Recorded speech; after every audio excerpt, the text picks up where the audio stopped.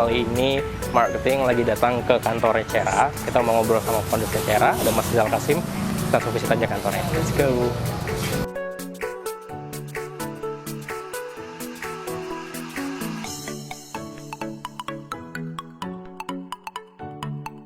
Halo, selamat datang di Cera Production. How are you?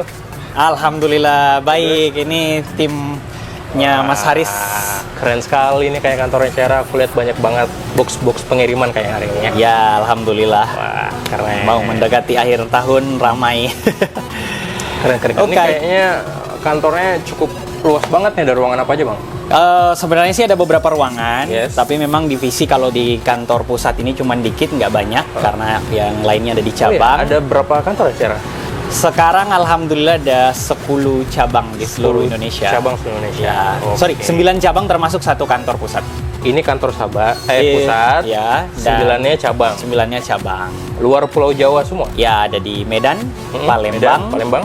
terus Semarang, Surabaya, Banjarmasin, Samarinda, Kendari, Manado, dan Itu pas Makassar. banget, karena Kira-kira. hari ini kita akan belajar bagaimana Cera bisa duplikasi banyak cabang dan bisa dealing dengan brand-brand raksasa hingga punya ratusan klien.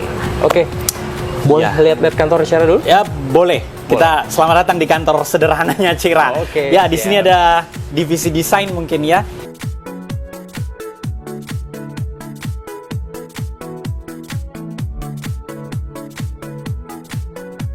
Ini lagi ngerjain beberapa project. Ini lagi dengan mana, Mas? Dengan Mas siapa ini Mas, kalau boleh tahu Mas? Vincent, Mas. Mas Vincent, halo Mas Vincent, maaf mengganggu waktunya Mas Vincent. Mas Vincent divisi apa Mas Vincent? Desain, Mas. Desain. Biasanya ngebuat desain klien apa Mas? Banyak sih, Mas. Biasanya Heeh. kaos, Kaos. terus ID card juga. Oh, keren. Ini semuanya desainer Mas? Ini desainer production. Untuk yang saat ini kita lagi ngelainin Hermina.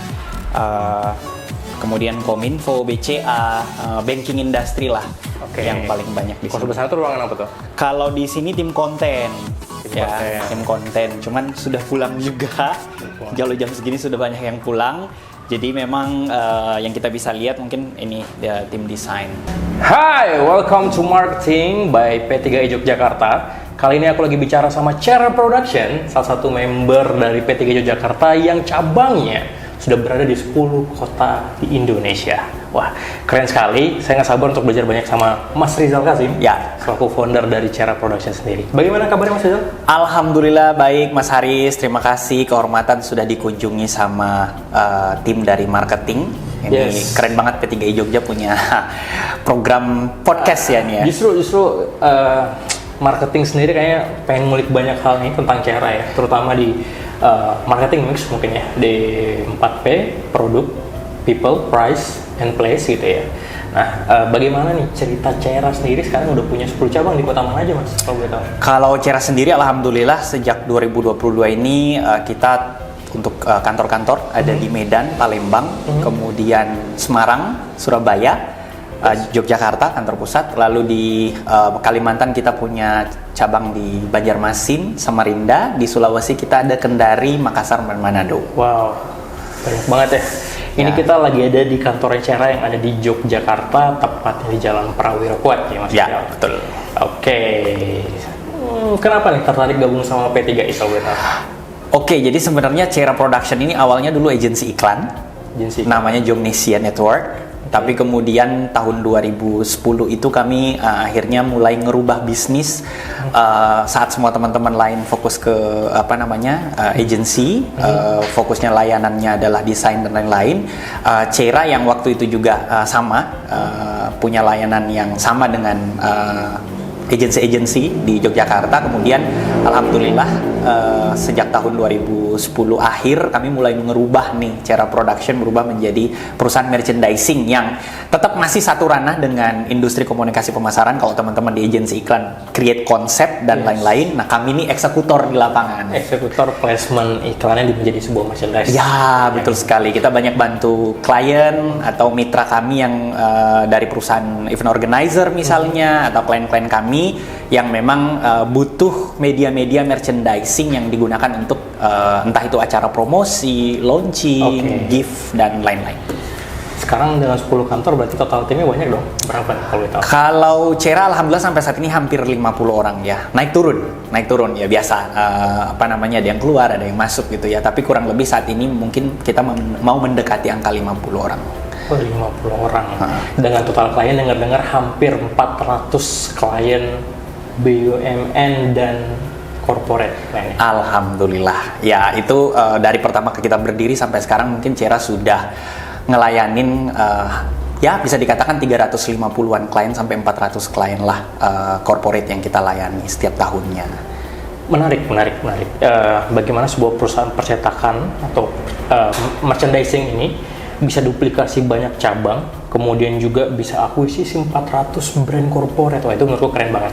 Oke, mungkin dari marketing mix, aku pengen ngulik dulu. Ya. Bagaimana caranya mengemas sebuah produk sehingga produk ini itu bisa berkompetisi di antara percetakan merchandise lainnya. Dan itu lokal di tiap kota pasti ada dong. Pasti ada. Dan how you win the competition? Jadi yang pertama adalah segmen yang dilayani Cera ini kan memang secara segmen kita fokus kepada klien-klien yang memang skalanya lumayan besar ya.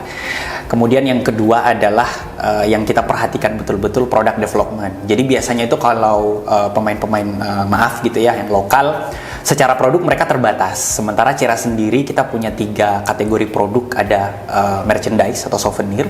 Lalu itu jumlahnya banyak banget itemnya yang di dalam. Ya seperti yang terlihat di sini aja sebagian gitu ya, ada tumblernya, ada bonekanya, ada tempat tisu, macam-macam gitu. Dan ini cukup brand-brand terkenal ya. OAM, UI, Jasara Harja dan lain-lain. Ya.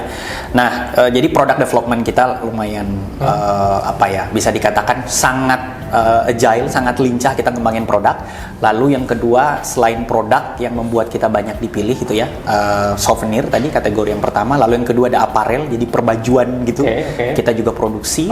Dan yang terakhir adalah printing atau percetakan. Jadi 3 kategori ini ada di dalam Cera, yang itu membuat kita memang menjadi pilihannya korporasi gitu ya.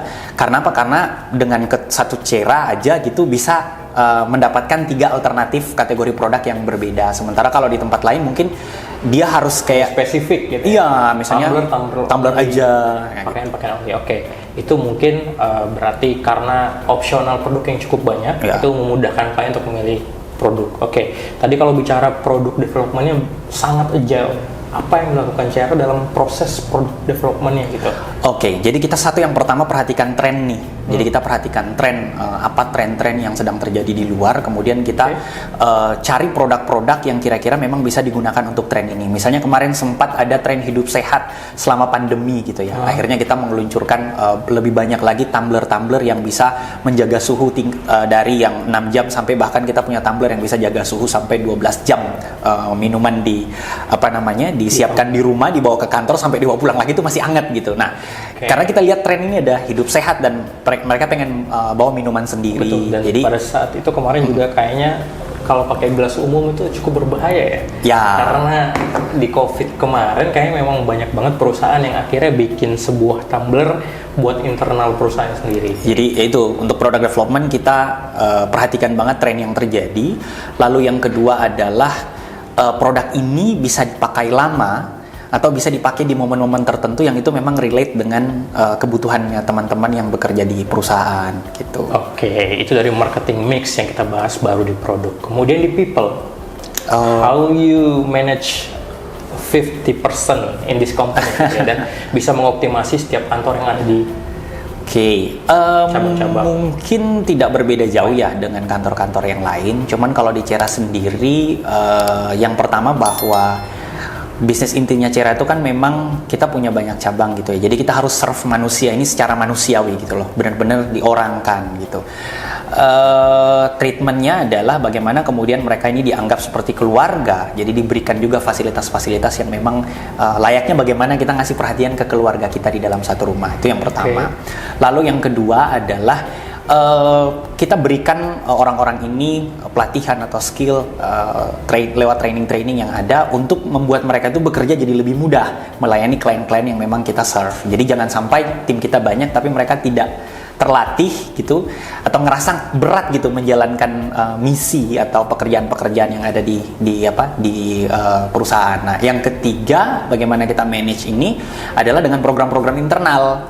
Ya, ada banyak program-program internal. Yang terakhir misalnya kita punya webinar stress management. Jadi setiap minggu itu kita punya program-program khusus gitu ya yang diberikan untuk tim yang di Cera supaya mereka juga bisa enjoy kerja di sini. Internal development lah ya. Ya, gitu ya. Ntar jadi masuknya ke bidang human capital juga dan human resource. Tapi namanya marketing itu holistik ya. Itu akan menyentuh ke banyak hal gitu. Dan kita percaya bahwasanya setiap person di sebuah bisnis itu adalah part of marketing gitu. Mungkin BCA terkenal dengan sapam yang ramah, itu mungkin bagian dari marketing juga. Oke, lanjut.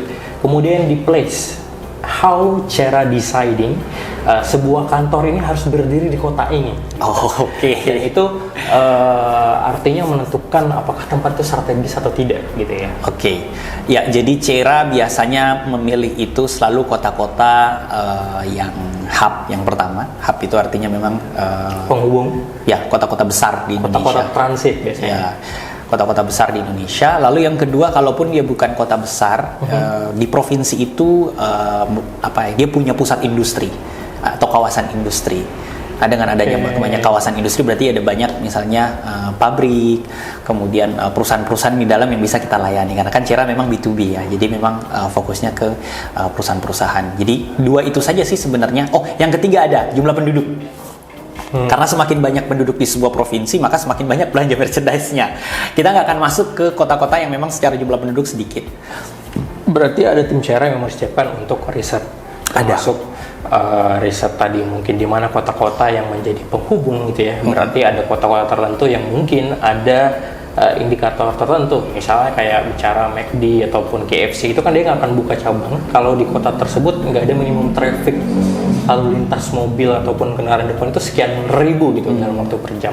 Nah, itu yang aku masih pengen tahu bagaimana Cera ini mengukur bahwasanya ini strategis gitu.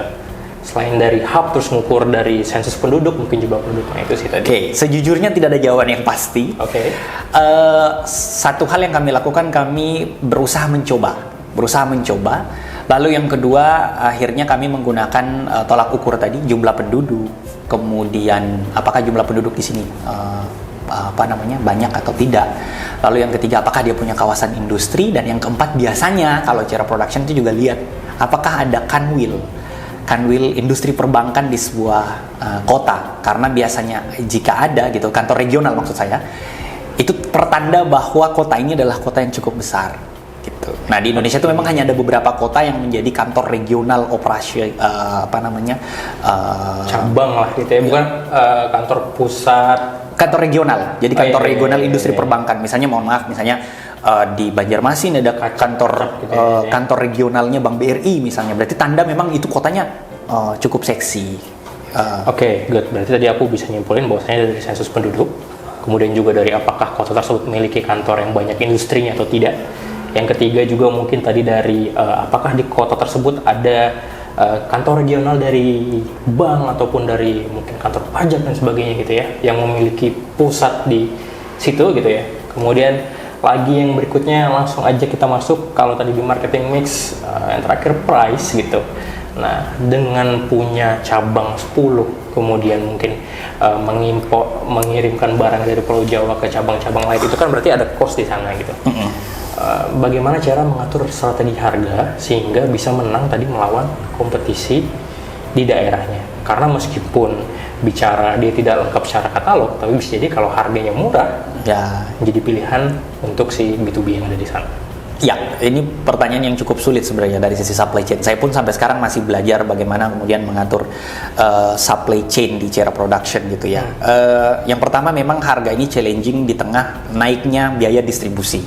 Jadi karena Cera sendiri untuk production itu ada di Yogyakarta dan di Jakarta gitu ya. Jakarta itu untuk mensuplai ke arah Sumatera, kemudian yang ada di Yogyakarta untuk mensuplai yang ada di Pulau Jawa dan yang ada di Indonesia Timur. Nah, kami biasanya bekerja sama dengan kargo atau ekspedisi sehingga kita punya dapat harga khusus gitu ya untuk distribusinya. Lalu yang kedua yang kita perhatikan banget adalah dari sejak awal produk-produk yang kita jual ini memang adalah produk-produk yang biasanya kita dengan tim penjualan kita di setiap daerah itu sudah ngasih arahan gitu, direction bahwa jualah produk-produk yang memang di sana nggak ada. Gitu loh. Mungkin kita punya produk sekian ratus ya. Yes. Pasti ada sebagian banyak juga yang sama dengan kompetitor lokal. Tapi kita fokus ke apa yang nggak ada di sana, itu yang kemudian kita bawa gitu. Kita bawa ke sana supaya ya memang mereka tidak punya pilihan selain memilih Cera Production kayak gitu. Oke, tapi biasanya kalau udah masuk dari satu pintu bisa aja melebar ke produk yang lainnya. Betul, karena kan memang satu yang kita jual kan one stop shopping ya. Jadi kayak dia mungkin pertama dia hanya beli produk kulit dulu nih, karena misalnya penetrasinya gitu di kota sana memang tidak ada misalnya.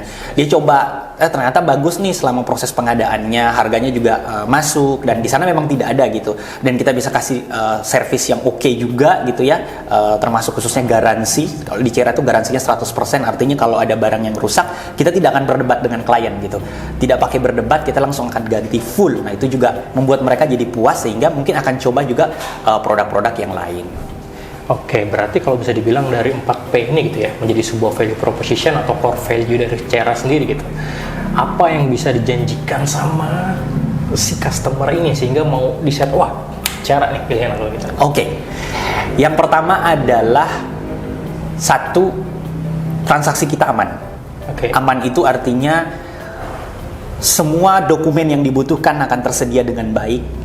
Sehingga tidak akan membuat si orang yang melakukan transaksi dengan kita ini di tengah jalan nanti ketika diaudit gitu ngerasa bahwa aduh ternyata saya pilih perusahaan yang salah gitu. Jadi memang secara secara dokumen kita lengkap ya. Lalu yang kedua adalah rasa aman yang kita kasih. Apa itu garansi?